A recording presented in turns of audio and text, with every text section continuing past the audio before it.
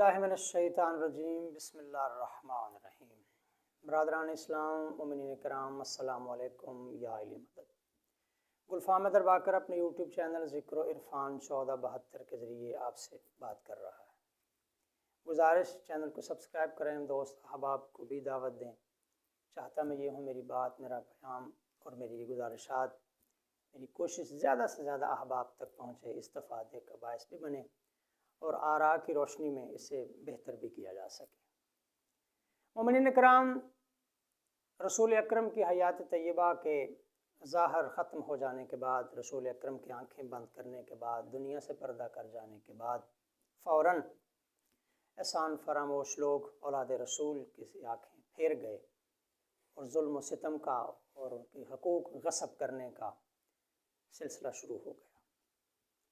شہادت امام حسین علیہ السلام کے بعد اس میں اور زیادہ تیزی آئی اور مخدرات عصمت، علی و بطول کی بہو بیٹیوں کی توہین کا جو المناک سانحہ کربلا سے کوفہ، کوفہ سے شام اور پھر وہاں زندان اور واپس مدینہ تک رہا، یہ بہت دل خراش اور ناقابل یقین اور حیرت انگیز مگر تاریخ کا یہ سچ ہے۔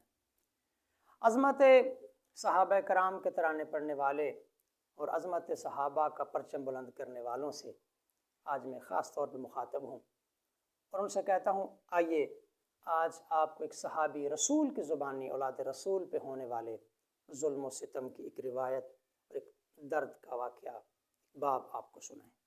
صحابی رسول حضرت سہل بن سعد رضی اللہ تعالیٰ عنہ وہ راوی ہے۔ وہ کہتے ہیں میں نے حج کیا، حج کے بعد بیت المقدس کی زیارات اور مختلف اسلامی شاعر اور مقامات کی زیارت کرتا کرتا سفر کرتا ہوا میں دمشق پہنچا اور تقدیر مجھے دمشق میں ان دنوں لے کے آئی۔ یہ دن تھا 16 ربیع الاول کا۔ میں نے وہاں کیا دیکھا؟ بازار میں مرد و زن زرق برق لباس پہنے ہیں، اٹکیلیاں کر رہے ہیں، ہنسی مذاق کر رہے ہیں، ایک دوسرے کو مبارکبادیں دے رہے ہیں۔ بازاروں میں کلیاں رنگ و روغن کیا جا رہا ہے، اونچی جگہوں پہ شمع روشن کی جا رہی ہیں، چراغ روشن کیے جا رہے ہیں، ناہموار جگہوں کو برابر کیا جا رہا ہے، ایک خوشی کا سما ہے۔ میں نے ایک مقامی سے پوچھا، عبد خدا، اسلام میں جتنی عیدیں ہیں میں نے سب کو جانتا ہوں، آج خوشی کا کون سا تہوار ہے؟ اس مقامی شامی نے کہا، یقیناً تم مسافر لگتے ہو، خلیفہ رسول معاذ اللہ استغفر اللہ اسے ایک اسلام کے باغی کے خلاف، نعوذ باللہ نقل کفر نباشت کے خلاف فتح نصیب ہوئی ہے۔ مفتوحہ قیدی اور مقتولوں کے سر ابھی بازار میں داخل ہوا ہی چاہتے ہیں۔ کہتے ہیں میں صحابی رسول کہتے ہیں مجھے تجسس ہوا، ابھی یہ بات ہو ہی رہی تھی کہ باب جیرون کی طرف سے جسے اب باب السعاد کہا جاتا ہے، ڈھول تاشے اونچی آوازوں سے ہنسنے کے ایک شور کی آوازیں میں متوجہ ہوا۔ صاحب منہاج الدموع نے کہا ہے کہ دمشق کے بازاروں میں ڈھول بجانے والے حرام زادے کم از کم ان کی تعداد 1 لاکھ تھی، لاکھوں کا مجمع گلیوں میں تھا قیدیوں کا استقبال کرنے کے لیے۔ صحابی رسول کہتا ہے جو ہی میں نے دیکھا تو اس پہلے سروں کا ایک قافلہ جو نیزوں پہ بلند تھے وہ بازار میں داخل ہوا۔ تو میں نے کیا دیکھا؟ سب سے آگے ایک نورانی سر ہے جو قرآن کی تلاوت کر رہا ہے۔ صحابی رسول سہل بن سعد کہتے ہیں میں ٹھٹکا، جسم ساتھ نہیں، یہ کون سا سر ہے؟ نبی تو ہو نہیں سکتا، سلسلہ نبوت تو ختم ہے، کون ہے جس کا سر نو کے نیزہ کی بلندی بغیر جسم کے تلاوت کر رہا ہے؟ اس کے پیچھے اور نیزوں کے اوپر سر، پھر اس کے بعد بے پالان اونٹوں کے اوپر مخدرات عصمت جنہوں نے اپنے چہرے اپنے بالوں کے ساتھ چھپا رکھے تھے، مکانوں کی چھتوں کے اوپر تماشائی عورتوں کا ہجوم۔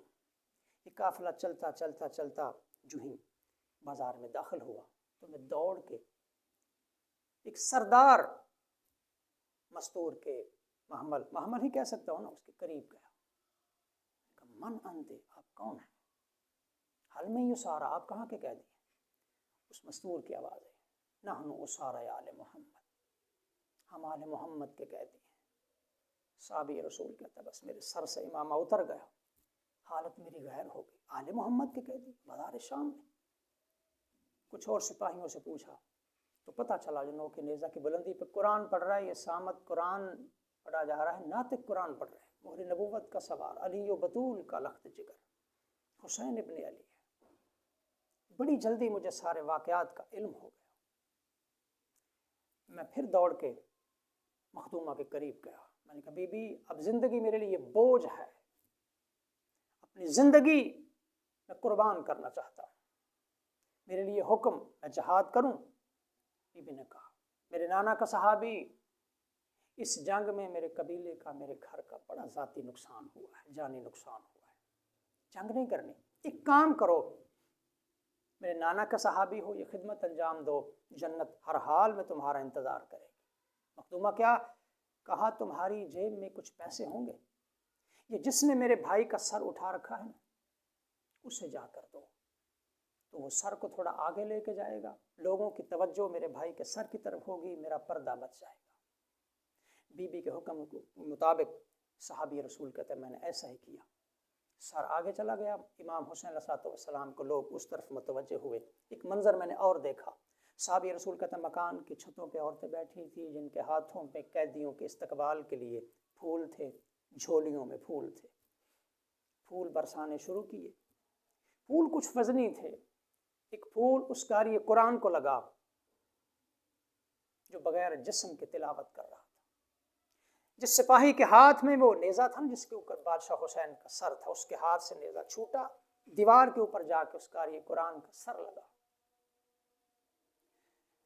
علی کی بیٹی برداشت نہ کر سکی، کہا میرے اللہ، شہادت کے بعد بھی میرے بھائی کے امتحان ابھی ختم نہیں ہوئے۔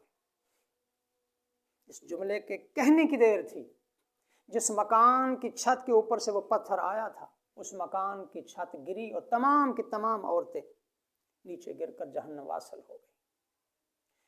قافلہ سفر کرتا کرتا کرتا یزید کے دربار کے دروازے تک پہنچا۔ صحابی رسول کہتے ہیں میں بھی چلتا چلتا دروازے تک پہنچا۔ مومنین کرام، یہاں رک کے صاحب ریاض الاحزان نے ایک جملہ لکھا ہے جو میں مجالس میں بھی بہت کم پڑھتا ہوں، مجھ سے پڑھا نہیں جاتا وہ جملہ۔ صحابی رسول کہتا ہے میں دیکھ رہا تھا کیا ہوا، نیزوں کے اوپر سے سر اتارے گئے، شمر ملعون نے سب سے پہلے بطول کے لخت جگر کا سر اتارا اور اسے اپنے ایک ہاتھ میں پکڑ کے یزید کے دربار کے دروازے پہ کھڑے ہو کے اتنی زور سے پھینکا جیسے کوئی بچہ کسی گیند کو پھینکتا ہے، کھیلنے والی چیز کو پھینکتا ہے۔ اب یزید بیٹھا تھا اونچے تخت پر، بادشاہ حسین کا سر یزید تک نہیں پہنچا، تخت کی نچلی سیڑھی پہ گرا۔ کیا منظر ہوگا، بہنیں دیکھ رہی ہیں، بیٹیاں دیکھ رہی ہیں۔ یزید نے اس سر کو اٹھانے کا حکم دیا، تشت میں رکھا، اوپر رومال رکھا، اوپر رومال رکھا۔ پھر تاریخ کہتی ہے خیزران کی نوکیلی چھڑی کے ساتھ کپڑے کو ہٹا کے ان لبوں پر، ان دندان مبارک پہ توہین کی، اجر رسالت ادا کرنے کی کوشش کی، اپنی طرف سے توہین کی، وہ تکلیف دی جنہیں رسول چومتے ہوئے نہ تھکتے تھے۔ زید بن ارقم صحابی رسول اس دربار میں موجود تھے، برداشت نہ کر سکے اور یزید پہ لان تان کرتے ہوئے دربار سے نکل گئے۔ اب صحابہ کرام کی عظمت کے ترانے پڑھنے والوں سے آخر میں پھر ایک جملہ کہتا ہوں، تاریخی کتابیں اٹھا کے دیکھیں، جب علی کی بیٹیاں بغیر چادر کے، بغیر پردے کے یزید کے دربار میں داخل ہوئیں تو 2 رویا کرسیوں پر 132 صحابی رسول وہاں موجود تھے، 1-2 کے علاوہ کوئی نہیں بولا، کسی نے یزید کے سامنے احتجاج نہیں کیا۔ میرا سوال ہے یہ 132 صحابی رسول وہاں کیا کر رہے تھے؟